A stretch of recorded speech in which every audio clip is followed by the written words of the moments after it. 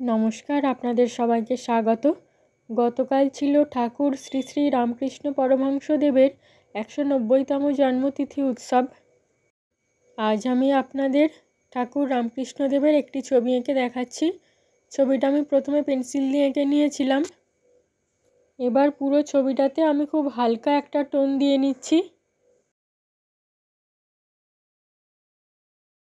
আমি শুধু কালো রঙটা দিয়েই খুব হালকা করে একটা টোন দিয়ে নিচ্ছি।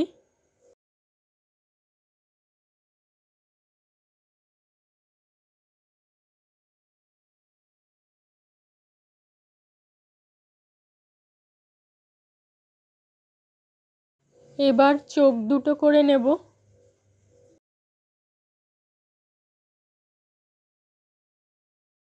এখানে আমি কালোর সাথে একটু হলুদ রঙও মিশিয়ে নিয়েছি।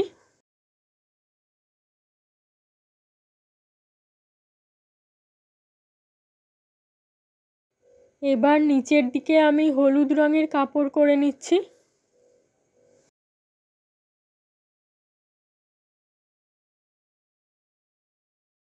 গলাতে একটা ফুলের মালা করে নিচ্ছি।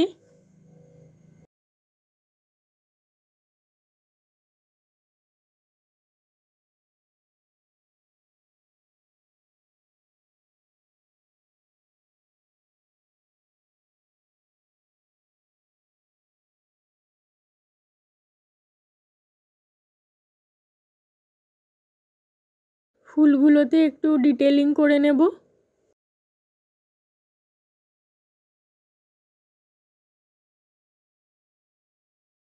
এবার যেখানে যেখানে একটু গাঢ় রং দেওয়ার প্রয়োজন আছে সেই মতো দিয়ে নিচ্ছি।